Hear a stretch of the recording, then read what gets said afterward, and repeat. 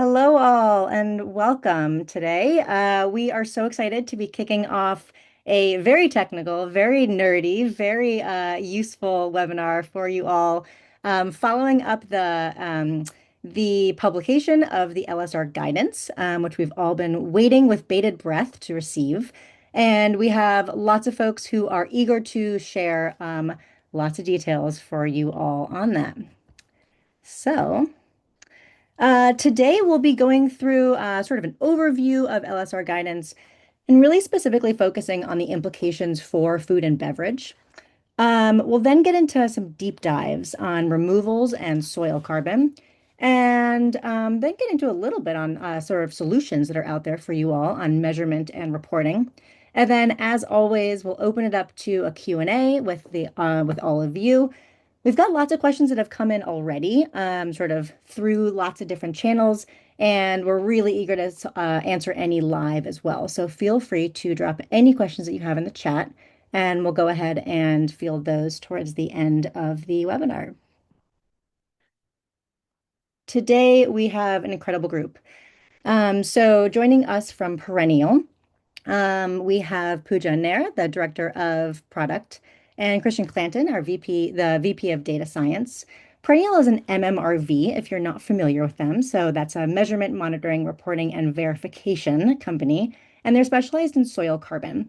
They provide standards-aligned, outcome-based soil carbon data across crops, land uses, and regions, really focusing on enabling food and beverage companies to quantify soil organic carbon changes and removals at the field level. And that's for anywhere across your supply chains. From HowGood, we have Liz Aspley, our metrics architect, and Arthur Gillette joining us, who is our Chief Research Officer. And if you're not familiar with us at HowGood, we're a sustainability data company and a SaaS platform. And we're focused on granular product footprinting, primarily serving also the food and beverage industry. We have the largest agricultural emissions database. And so that, together with a lot of supplier engagement offerings, really help our customers to get super granular, super high fidelity footprinting. And that's for scope 3 reporting, for downstream PCF reporting, and also really the point of why we're all here, which is reduction. My name is Eva Clark. I'm the VP of Marketing and Communications. And with that, I'm going to pass it over to the experts to walk through LSR guidance. Liz, over to you. Thank you, Eva. I am very excited to talk to you all about the land sector and removals guidance today. It is one of my favorite topics to discuss. So the land sector removals guidance builds off of the shorter, more digestible land sector and removals standard. The standard states all of the requirements, and the guidance is a how-to guide. So you know you need to do X, and the guidance will tell you exactly how to do it. And if you have a specific question, odds are the answer is within the guidance. As such, I don't recommend everyone read the guidance front to back. It's more than 500 pages. But if you have a specific question and you went through the standard and you don't think it was answered there, a search through the guidance is a really helpful reference tool. This is the first guidance document that goes through the land sector claims and any removals. And it supplements corporate and scope 3 standards and can also be applied to product carbon footprints. So it's complementary to everything else the GHG protocol puts out and goes through the land sector specifically. And if we go to the next slide, we'll jump into the details. So I'm not going to cover some of the subjects that are in the land sector and removals standard or guidance. We are going to stick with what is most relevant for food and beverage. And for that, we're going to look at how your inventory fits together within the land sector and removals guidance. You have your land emissions categories, and so these are gases going out. This will be land use change, land management biogenic CO2 emissions, and land management production emissions. As a separate category, we have land management CO2 removals coming back out of the atmosphere, which is always going to be its own separate category. So a common misconception we have is that a removal and a reduction kind of get mixed up. A reduction is fewer gases being released. A removal is actually gases being removed from the atmosphere. And Pooja is going to get into that in a lot of detail later. And then we also have fossil fuel and industrial emissions.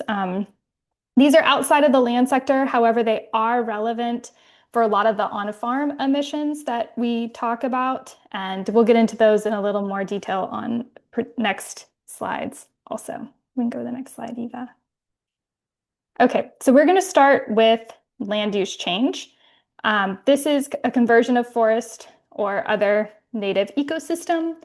They have a 20-year assessment period for most crops. The exception is if your crop rotation period is more than 20 years, or the amount of time that you have that crop in the ground harvesting from it is more than 20 years. Think palm oil is usually more like 25, in which case you would lengthen the assessment period to 25 years, but never shorten it. And then also as a part of the land use change, we look at our land occupation. This is another mandatory category that you need to report on, which is the total land that is being occupied either in your Scope 1 or Scope 3 portfolio. Now, land use change is a metric that's been around for a long time. The land sector and removals guidance gets into a lot more details about how to calculate it and really unifies the ways that it should be calculated. This is one change that we had from the draft guidance that was released in 2022, where there were really multiple paths you could take for land use change. This goes over the preferred paths, which is the linear time discounting, and the product expansion method for product allocation. There are some exceptions you can make, but they're exceptions. So going forward, you can expect that that's going to be how land use change will be calculated. Now, how you calculate your land use change also depends heavily on the data that you have. There are three kinds of land use change. The guidance does introduce the JD-LUC that we have been seeing a lot more in the industry lately. So first is DLUC. You know the farm, you have polygons that map out where the crop is grown or where your farms are, or a sourcing region that is collected for that crop. And you can collect data to do a DLUC calculation from those polygons and a kind of satellite monitoring of land conversion. Then there's JD-LUC. Now, JD-LUC depends on the data that you have and also the data that is available. So for JD-LUC, you can have, and it stands for jurisdictional direct land use change. If you have a called a crop mask or a map of exactly what crop is grown in that region and where it is grown in that region, there's no statistics to it. It's not saying it could be this or it could be that in this pixel, but you know exactly where, as an example, cocoa in the Ivory Coast is grown. That map exists and is publicly available. For cocoa sourced from the Ivory Coast, you can have a JD-LUC value. And the guidance that pertains to DLUC also applies to JD-LUC, as it is a kind of DLUC with less traceability. And then we also have SLUC. This is where you don't have a crop-specific map available and you have sourcing known at a jurisdictional or global level. We can go to the next slide. All right, our next category is land management biogenic CO2 emissions. So these are from activities like tillage, grazing, or biomass loss. The guidance goes into the exact practices and timeframes that are relevant, as well as when you can assume no biogenic CO2 emissions. There's been no changes in practices, no change in the land use for at least 20 years. And then also no fire or storm events. It's a lot of caveats that are not that widely applicable. And so being able to categorize your biogenic CO2 emissions are helpful here, as well as being able to monitor your biogenic CO2 emissions, which again, Pooja will get into a little bit later. If we want to go to the next slide. All right, now we have land management CO2 removals, which is everyone's favorite because it is the only negative carbon accounting number, which is just very hopeful in our industry and has a lot of opportunities. The land the land sector removal standard and guidance have a lot of caveats on when you can calculate removals. And again, Pooja is going to get into this a lot in a lot more detail later. What I want to cover here is that we are always calculating removals separately. We aren't calculating emissions and removals at one time and netting the values together because you have to report them separately in your physical GHG inventory. You can net things together in the additional accounting categories, but the numbers have to be able to be broken apart. So you need to calculate them separately. The next major caveat is removals are optional versus biogenic emissions are not. They're mandatory. And so being able to quantify removals has a higher bar for accounting and traceability. And as such, it is an optional category. And you need that high level data granularity you need high data granularity, not high level. High level will not cut it for removals. All right, if we want to go to the next slide. All right, finally, we have land management production emissions. This is what's happening on the farm and in your fields. If you're applying lime or urea, if you have fertilizers, manure, any methane emissions from cattle or paddy rice, these are all of those emissions. Now, also historically calculated at this same level and included in the same emissions factors would be your on-farm fuel combustion. Your on-farm fuel combustion, if it's a scope 1 calculation, should be reported separately. If you are further down the value chain, say you are a CPG or a retailer and you don't have that farm level data, you can include that the combustion of fuels on the farm in your land management production emissions. You just need to be clear that it was included in that emissions factor, or the platform that you use to calculate your emissions needs to clearly state when that is the case or not, as that's something that auditors will ask about.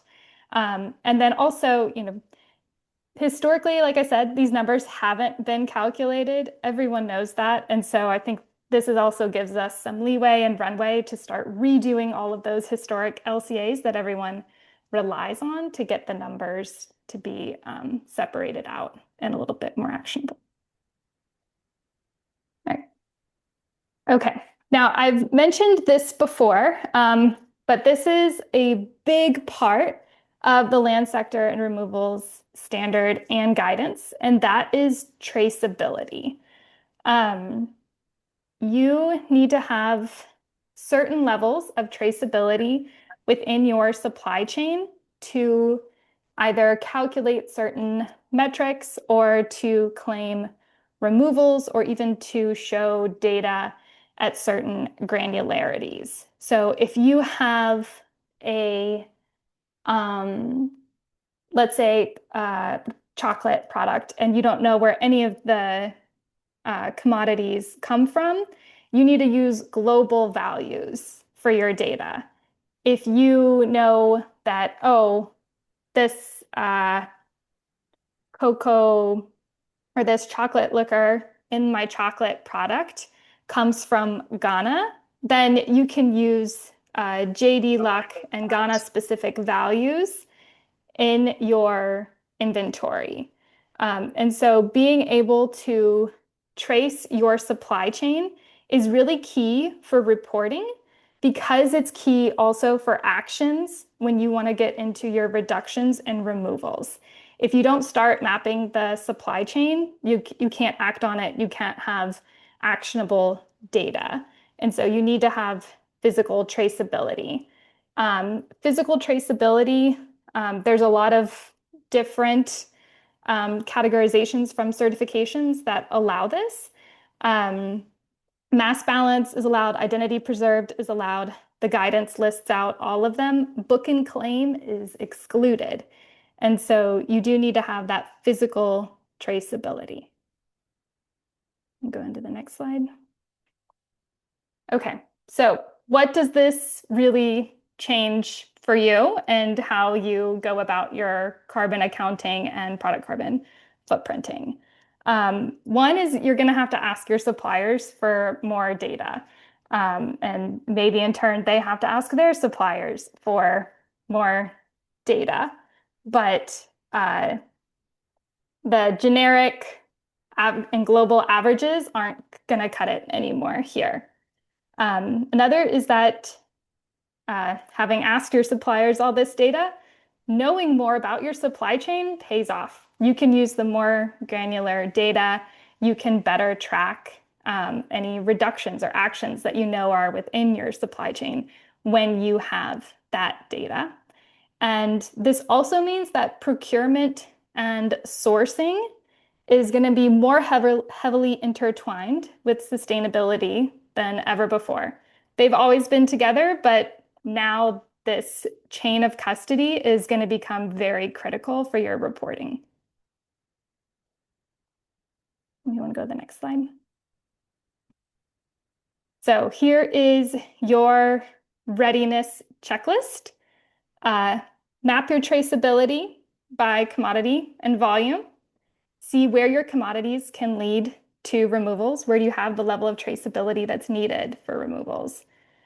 Check your certifications against what is accepted. There has been some very nice additional information on certifications and how you can use them for adjustments that's provided in the guidance. It's in Chapter 7. You need to start asking your suppliers for their yields. This is important so you can calculate land use, but also because when you report land use, you have to report the yield factors that were used to calculate it.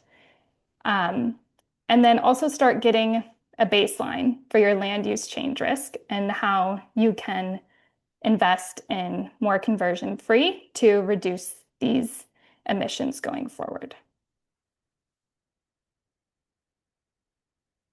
All right, this is in place on the 1st of January, 2027.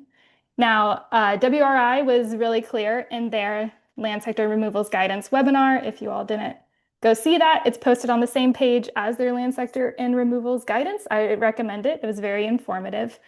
But they were clear that 2027, you should start getting the data to the level of traceability that you want to be able to report on, so that in 2028, when you report your 2027 emissions, you have all the data that you need.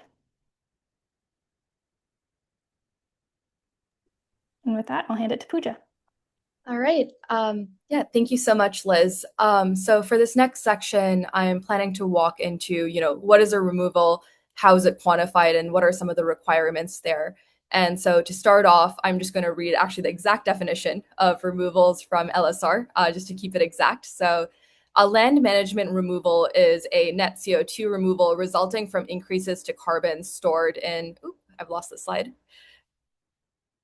Land-based pools due to ongoing land management practices. All land management CO2 removals are from biological sinks. So that's a bit of a mouthful, as is most of the methodology, but I'll break that down into an example because, as Liz mentioned earlier, a lot of times people can sometimes confuse like an emissions reduction or reducing emissions with what is actually creating a removal. So let's say you have, for example, a specific cropping system that's within your area of interest. And you're having practice changes. So for example, improving of crop rotations, reducing tillage, things that build organic matter, reduce soil disruptions, and that causes the stock to rise above the baseline. that net stock increase, as long as it's quantified with all the different things that I'm going to mention later, is going to count as a removal. Versus, for example, emissions reductions or reducing your emissions is going to look like, for example, changing maybe how your fertilizer is applied, maybe splitting the doses time to crop needs to improve uptake. Those are going to do things like reduce emissions. So that's going to be the primary difference there. And, carbon removals are one of the kind of exciting new introductions really in the standard.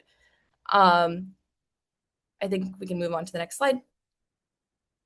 So Liz also mentioned that the bar is much higher when it comes to removals reporting. And so there are a few different requirements that are laid out in the guidance. I'm just going to walk through some of those just to give you an understanding of what that increase in data quality needs to look like. One is that there is an empirical data requirement, right? So for example, things like direct measurements, either just to measure or measurements to calibrate models and remote sensing is required to quantify land carbon stock changes. You can't just, take high level information, for example, from a database. The other thing that's really speaking to the rigor here is you need a quantified uncertainty on the removals. And so you need to have that available in addition to what your removal is. And then the other requirement is the sampling requirement, right? So the guidance mentions that you need to resample at least every 5 years. And there is additional guidance into what that sampling needs to look like.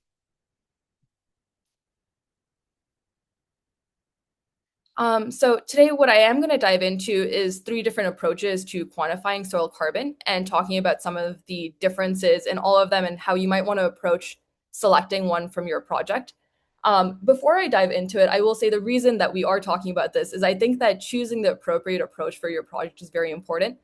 One, to ensure that it actually meets the guidelines of LSR, but the other thing is also depending on your programmatic needs, depending on the level of information availability you have, your sampling, your budget, all of that kind of influences, I think, what the best quantification approach is for you. And so I'm going to talk through some of the different aspects, and then I'm also happy to take questions later on or maybe off the call on what the kind of appropriate quantification approach looks like for your project. And so to start, for example, one option is samples only. And so this is where you sample, then remeasure within representative strata, and essentially repeated measurement of that same stratum over time yields the net carbon stock change. This is in a lot of standards considered the standard for carbon measurement, just because, it is direct measurement. So it's considered the most, high quality. The thing that I will say is that how you actually go about sampling, stratification, at what density you sample, and also what your budget might actually have available for sampling will ultimately determine what this actually looks like when it comes to outcomes. Another kind of very common approach here for projects is biogeochemical modeling. This is also commonly referred to as like a process-based model. And biogeochemical modeling essentially simulates soil carbon dynamics over time, and is often calibrated with, soil sample inputs, as well as, combinations of management and climate inputs. And then the final one that I'll mention today is digital soil mapping. This is one that Perennial is quite accomplished in. We have the only peer-reviewed model available on the market and essentially allows us to estimate soil carbon using a combination of soil samples, machine learning, and what we consider kind of biogeochemically informed predictors derived from remote sensing. So I know that was kind of like a ton of different information at a high level about these different approaches. In the next slide, what I want to do is actually break that down into what it looks like for you. So how does it work? What does this mean for samples, et cetera, and cost? So going back to samples only, I've mentioned how it works, but the samples needed is typically going to be the highest, right? So you're going to need repeated samples taken for each measurement event. And so that, let's say, for example, if you have like a 5,000, 10,000 hectare project, that's going to look like a huge sampling burden. In terms of cost, that, is very high. And so it scales very poorly if you're trying to do a project that's larger. On the flip side, let's say you have a very small project area, that can be something that actually is feasible for the project that you're doing. In terms of geography, samples will work everywhere as long as you have lab and equipment access, which I know can be a challenge in certain regions. And in terms of practices, it's able to accommodate for any practice that you're doing. And actually, just in case, I'm going to define what a practice is. And what I mean by that is things that your growers or producers might be doing in the fields that are changing, for example, carbon sequestration. And so this should be able to pick up the change from any practice. I'm now going to move into biogeochemical modeling. So I mentioned earlier how this works. In terms of samples needed, this is going to be less than samples only. You're going to need samples to calibrate the model. Some of these can be taken from your project area. Some of these may also be pulled from other sources, but you're still going to need samples to calibrate the model on the specific area, as well as do what we call a model true up. And so this is, let's say, like every 5 years or less, being able to make sure that the model hasn't drifted in how it's actually quantifying the project area. In terms of additional primary data needed, biogeochemical models often need practice information, climate inputs, as well as soil sample inputs to give you a confident prediction without like a huge uncertainty. In terms of cost, I would say it would be low to moderate, and it scales with calibration/project size. The other challenge sometimes with biogeochemical models is that each model can be limited to a specific combination of geographies or practices. And so let's say you're doing some sort of unique change that should sequester carbon. The biogeochemical model, you need to make sure that it actually is capable of picking up that change. The other thing is that certain models work best with certain crop types or geographies. So you need to make sure that the biogeochemical model you choose is actually able to quantify at low uncertainty in that specific region or crop type. And then the final one I'll go through is digital soil mapping. And so in terms of samples needed, this is going to be fairly low. It's used for model calibration validation. And the samples are also transferable across projects. And so what this means is, let's say, for example, I have 3 different projects in a particular area. I can borrow samples across those different project areas for calibration of the model, and then the samples required later on will be for validation. I will say that the amount of samples is going to be low from a density perspective. And so what that means essentially is if you have a small project, that sampling density might look high, but as that project area scales, then the number of samples really starts to reduce. The other kind of thing about digital soil mapping is there's no other primary data needed. So we just need the project area of interest as well as the sample data, and there's no kind of collection of other information from growers, et cetera. I think I've already touched on cost and scalability, which is it's low at scale and it scales broadly. And then it's also available globally, and is also agnostic to practices, as DSM is outcome based. And so that essentially means that we're able to pick up the changes of whatever because we're directly looking at carbon in the soil as opposed to inferring it from what we know about certain practices, which is more similar to a biogeochemical model. So here's the thing. I've laid out a lot of different approaches. The answer is that depending on what your project looks like, the correct approach is going to be different, right? So for example, let's say samples only, as I had mentioned earlier, that's going to be potentially the best solution for a very small project. Potentially you're doing a pilot. Samples only might make sense. And where Perennial often helps is to make sure that that area is stratified appropriately, and so that you can use your sampling most effectively, whatever that sampling budget is. Biogeochemical modeling can be a very strong approach if you're using it on a land use and crop that's very well studied and has a model that's already stood up for it. And if the practices that growers are doing are very common, for example, let's say like reduced tillage or something like that, then biogeochemical modeling can often be very strong. But for example, can falter when it comes to maybe more unique crop types and ingredients, etc. Digital soil mapping works across practices, geographies, crops, and land uses. And so it's ideal for projects that either don't have a biogeochemical model available readily, for projects that are, getting to the point where they're large or planning to scale. And often are also very helpful for fragmented supply chains because you don't need to work with multiple different modeling partners or models in order to get your quantification. You can have kind of one provider across all of those. The other thing I will mention actually is that our team has been doing a number of experiments to use DSM to actually, you know, improve the initialization and calibration of biogeochemical models.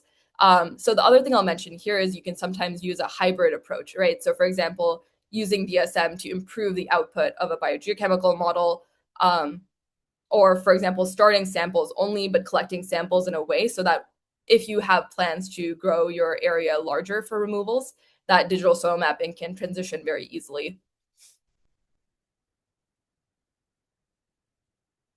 So I'm just going to walk through the process of what that looks like of using digital soil mapping for a removal. You would start by defining the area that you want to actually quantify the removals for. At that point, you would collect ground truth. And so typically this is going to look like a targeted set of soil samples from within your project area. Um, you don't need to sample on every single field or anything like that. Typically what we do is a stratification approach, and we identify what an actual representative set of samples looks like in order to calibrate and validate the model. After that, the team does their magic in terms of quantification. And so this includes calibrating and validating the model, ingesting additional data that we have available in terms of existing soil sample data sets, et cetera. And it comes out with an SOC stock value, uncertainty across the full area. And then Perennial typically will then present results in a way that is actually usable for whatever you need to actually document for all of these methodologies. A few of the kind of key features, I think I've covered all of them before, but the one thing I'll mention is that as your project scales, the uncertainty will also reduce, and uncertainty quantification is one of the key additional kind of notes in LSR. And so I think the one thing I'll say is I talked to a lot of different people that are interested in removals and are kind of completely starting from scratch. It's like, I have heard of removals. I'm really interested in it. What do I actually need to do and know, right? And I think this is a decision that, is often tied to MMRV, as, that's typically when people reach out to me. But it's also a little bit more of a general question, right? And so some of the things that I would really encourage folks to think about is, for example, what crops and geographies would have the biggest impact on removals. I wouldn't actually recommend doing removals everywhere because it's quite a burden to just kind of get started, right? There's like a high level of data granularity required. And so I think being really smart about like, what are crops with high carbon sequestration potential, right? So these are going to be things with like deep rooting systems. Maybe it's possible to actually grow without like, significant tillage, et cetera. And those are going to be really strong contenders if you're going to start kind of a new program. And so that's going to have the biggest impact and return on investment as well, both monetarily as well as climate investment, I would say. The other question, I think Liz touched on this, is do I have the necessary contact and data collection abilities from my supplier or growers? Because all of these processes require you really getting to know the people in your system very well in comparison to maybe what we've seen in the past. And then the other question is, what is my budget, timeline, and level of organizational buy-in? I think depending on the combination for those, there is an option for everyone. But I think knowing that very well is very critical when you're getting started, because I've seen, for example, projects that start out with like huge ambitions and then they crash and burn very quickly. And I think really taking the time to think through some of these questions helps you make sure you have a successful project, and that will long-term lead to removals and a growth in project area, for whatever you're planning on doing. Perennial often will talk through all of these questions with folks. And so this is definitely something I'm happy to discuss case by case as well.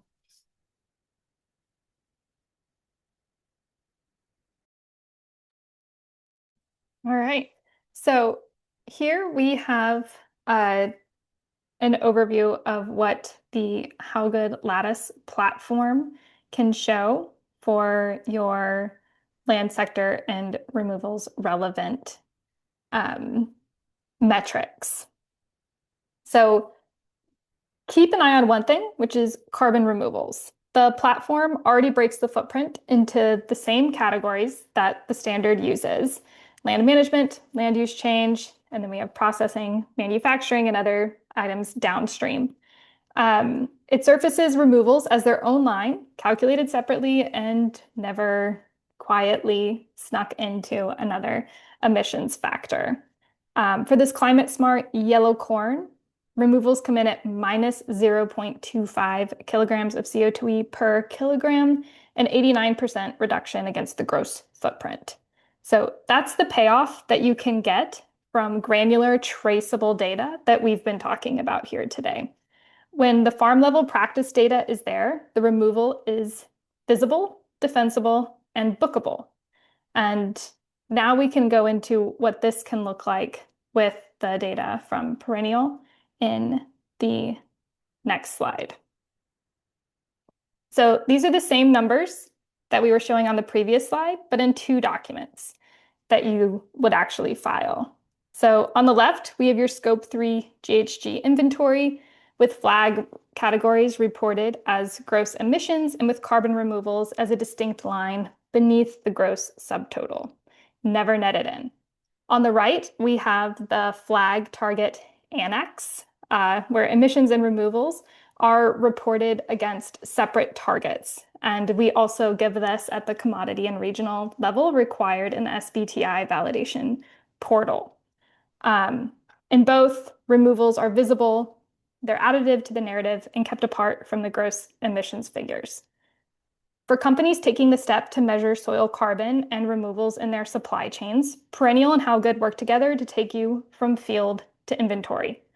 Perennial handles the soil MRV end-to-end, sampling design, lab analysis, modeling, and uncertainty estimation that Pooja just went through in all of the technicalities. And getting started can be as simple as sharing supply shed information or broker contacts.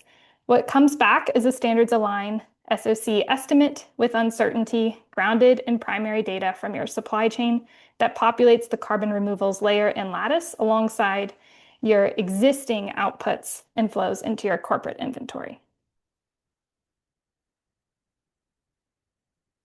All right. Thank you so much. Thank you so much, Liz. Thank you so much, Pooja. We've had lots of questions coming in, and so I am going to field those and moderate a little Q&A with Pooja. We're going to be joined by Christian and Arthur as well from Perennial and HowGood's teams. And I'm going to do my best to field lots of good questions that we're seeing. So, we're going to start right up at the beginning. I have a question for you, Liz, which is coming from Antonio. How is it that DLUC is split from natural to artificial forest removal? We had this same question, and the guidance helped clarify this a lot. So historically, in land use change calculations, if you were going from a primary forest to a planted forest, the removals of the planted forest would get sort of netted into the land use change sometimes. But the guidance is really clear. That's not how it's going to work anymore. In the land use change emissions category, you have the carbon stock changes from primary to secondary forest. And these are going to be all emissions, all positive CO2e values. The reductions that, or the removals that you get from that secondary forest biomass all have to go into the removals category. And so if you want to be able to claim the removals of going from a primary forest to a planted forest, then we are back at the data granularity that we were looking at for removals. Great, thanks, Liz. And Pooja, Christian, Arthur, always feel free to chime in with any additional information as you desire. And as expected, lots of questions about removals. So here's another one. Christian, this one will come to you. In terms of timeline for removals, what is the recommendation for it to make sense, given that SOC measurable increases take a lot of time? Yeah, this is a good question. So, I mean, ultimately, it kind of comes down to two things. One, what is the size of that signal you're trying to measure? That is the removal and the uncertainty of that measurement. And so it depends on your expected sequestration rate, and also the quantification method that you're using to measure that removal or that change in SOC stock. So if you're doing a direct measure and remeasure approach with physical soil samples, you'll likely need to either A, take a bunch of samples so that your uncertainty is very low and you can measure a given change in a shorter time period. Oftentimes, though, and pretty much all the time, you wouldn't want to do, say, an annual timeline to count those removals because the soil sampling requirements for measuring something small on a short timeline like that is way too high. And so that timeline would probably be more like 5 or more years, something in that range. If you're using different quantification approaches like biogeochemical modeling, that kind of comes down to a couple error sources like the sampling error itself plus the uncertainty of the model. For using digital soil mapping, similar case there, it depends on the uncertainty, which largely scales with the size of your project. And so if you have a very, very large project, you could expect to potentially even quantify those removals on timescales of a year or so, just based on how digital soil mapping works by being able to predict wall to wall across pixels in the project and use that information to reduce that uncertainty and be able to measure small signals even on relatively short time scales. So to summarize, it depends on the sampling density that you have, the quantification approach, and the expected sequestration rates given where the project's located and what practices might be going on those areas. Great. Thank you so much, Christian. I can tell everyone's got their like 1, 3, and 5 year plans going through their brains and probably their budgets as well. So, because we have another question that is fairly related to sort of planning and timelines. Liz, I'll send this to you, and then Pooja, Arthur, feel free to chime in. Do you interpret this removals guidance as meaning you need to do soil sampling at baseline or within just the first 5 years of an SOC removals project?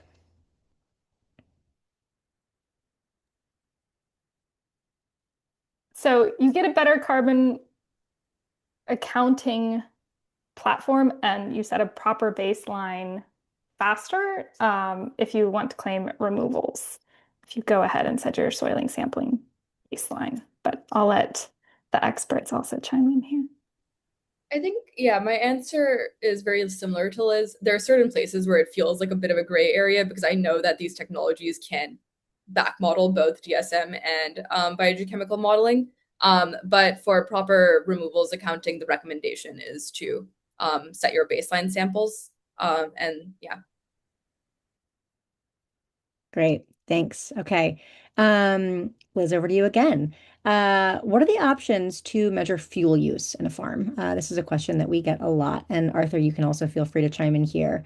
Fuel could be used to produce corn, for example, and a lot of other things in the farm. However, suppliers do not keep tab of how much it is used where. Liz, do you want to speak to this from the technical side? Arthur, maybe you can speak to the from the sort of practical side as well. Yes. So the best measurements that you can get for fuel on farm are going to be invoices. So how much diesel did you buy? How much natural gas were used to maybe heat some of your greenhouses or other facilities? The exact fuel measurement is really going to be the best measurement you can get.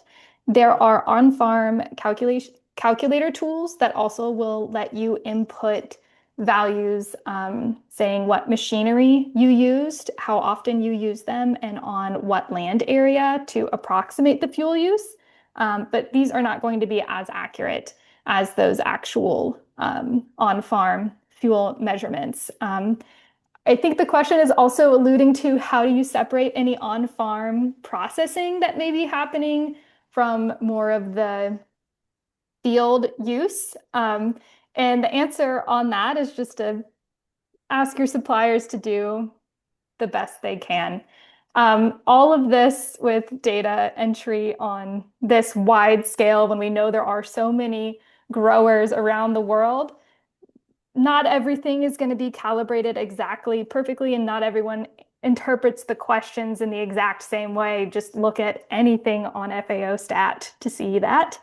But have your give clear instructions where you can, and engage your suppliers to get the best data that you can for the fuel use. And Liz, I'm going to actually kind of get one further step into that and actually like take a little bit of a step out. You have a lot of conversations with GHG protocol, with SBTI, with CDP about reporting and sort of the realistic expectations. There's lots of folks on this call probably who are thinking about all the things that they need to do and really worried about getting everything exactly right. What kind of guidance, and I've heard you say this before, so I'm prompting you a little bit. What kind of guidance do you give around like of folks who are really worried about getting everything perfectly technically correct and also wanting to sort of like make sure that they're going, sort of realistically in the right direction? Yes.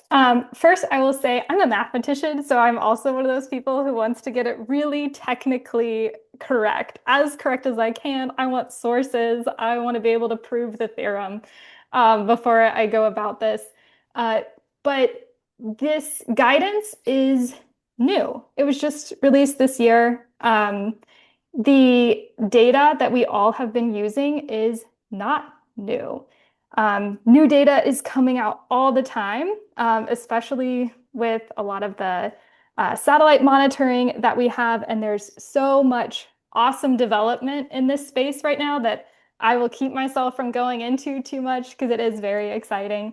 But the data we have is old. It's not necessarily broken out into these specific categories. We may not be able to separate the on-farm fuel use from the rest of the land management emissions. We may not know if biogenic emissions were included or excluded in the LCA because the authors didn't say so in the paper. But anytime that I talk to SBTI or anyone else when we're doing these sorts of validations or having these conversations is you can't go wrong with being transparent with these groups. If you say, this is the emissions factor I'm using, this is the source I got it from, this is why it's relevant for my supply chain, as in this paper is for cocoa from Ghana, and I know my cocoa comes from Ghana. If you can get into those details and you have a plan to refine your data as you go, it's really the best that you can do. And so don't worry about it being absolutely perfect, especially in 2027. Don't worry about it being exactly perfect. Get to where you are, be transparent about where you are and where you plan to go. Yeah, perfect, Liz. All right, transparency and realism. We're all trying to do the same thing here. Okay, Christian. A technical question for you. I know that it was said that it requires fewer samples than other options, but how many soil samples do you actually need to do DSM? Yeah, sure. So the real answer is it depends on your project in terms of the size, the area, the variability of the land that you're actually interested in. But the way that we figure that out is we run something called a power analysis, which is a statistical method to figure out how many samples you need to measure a signal of a given size with statistical confidence. And so the way that it works is we have ways of quantifying the uncertainty of our digital soil mapping model that gives us one of those components. And then thinking about the expected sequestration rates that you intend to see, or by doing this as a function of, say, the minimum detectable difference in soil organic carbon stocks that you want to detect over time, we can figure out how many soil samples are needed. And the number can be quite low, especially in terms of densities.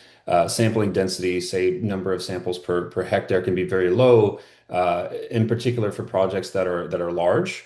And so the real answer is that it's dependent on the specifics of the project, but we have objective and scientific ways of actually figuring that out.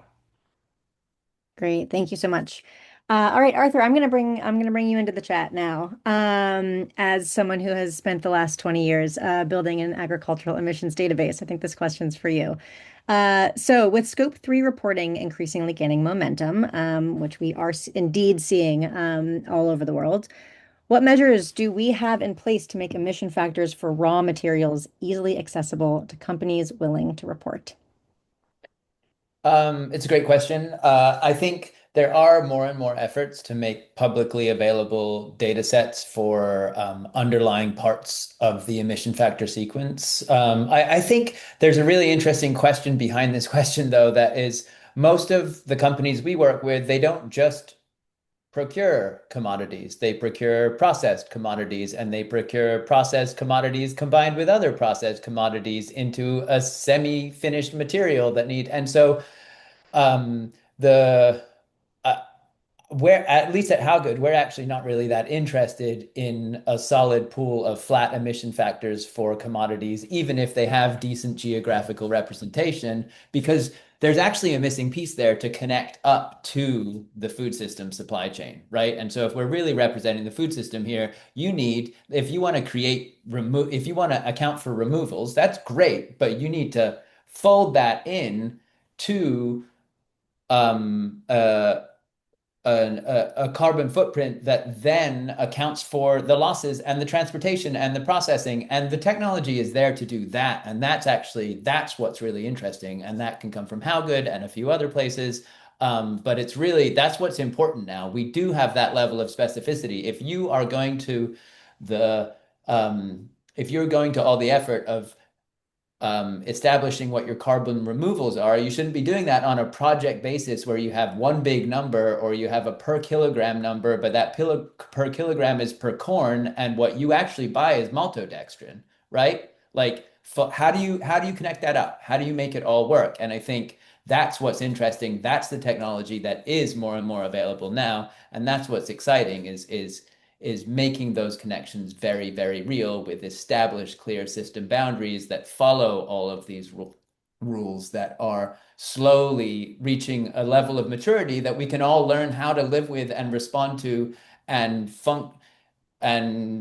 create the comparability where we can have these conversations. Yeah, absolutely.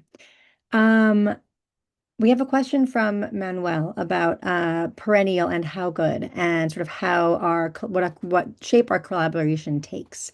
Arthur, I'm going to ask you as well.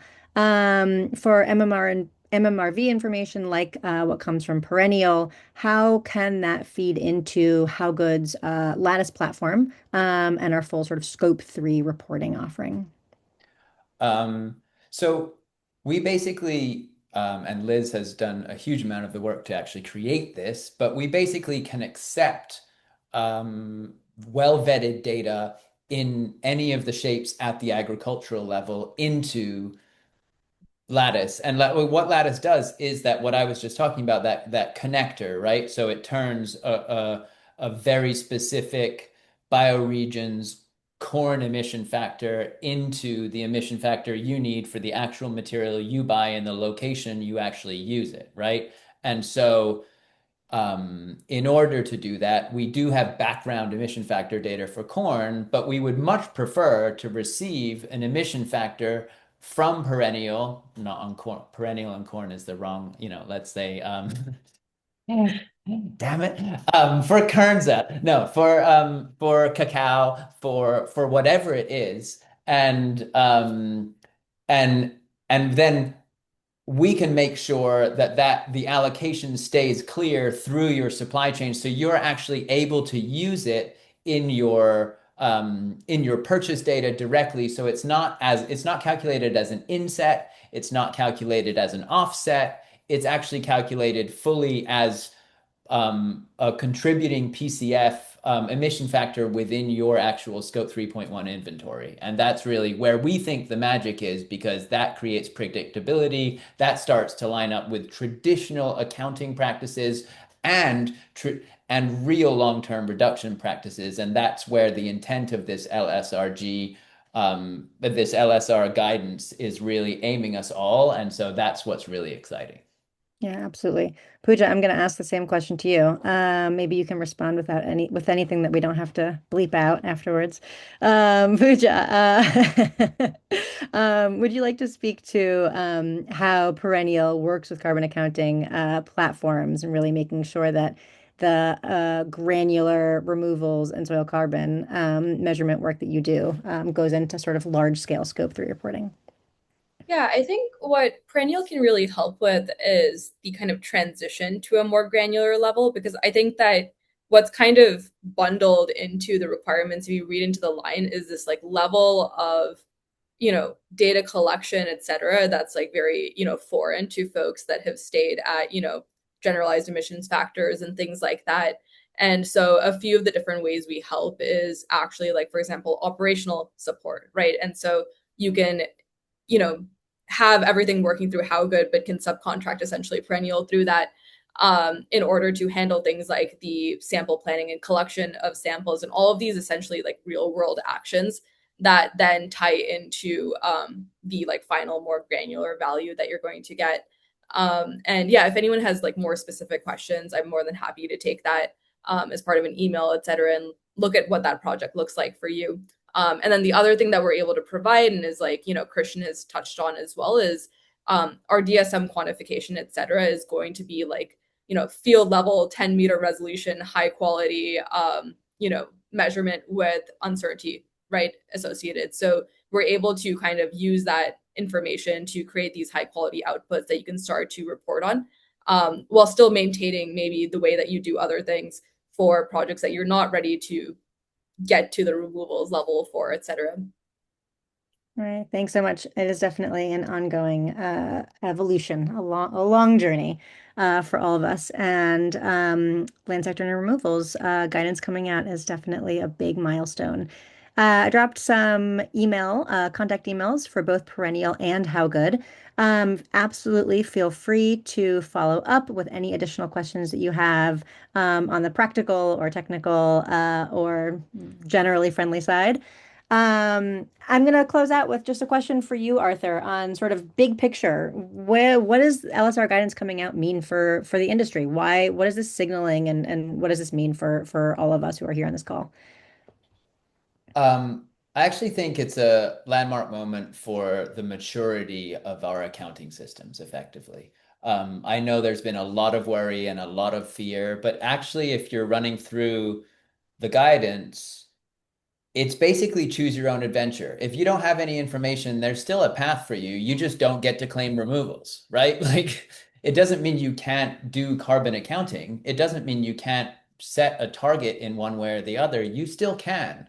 And I think what's really cool here is for all of us who wanted more specificity than you could get out of flat emission factors across your carbon accounting, your carbon inventory, we now have a path that is agreed upon and defendable and not necessarily perfect, but however deep you want to go, there are now rules to work from. And there's still some lack of clarity on certain parts, and there's still some places to figure out. And that will continue because we are early in this journey, right? Global accounting principles weren't agreed in business until the 50s, 60s.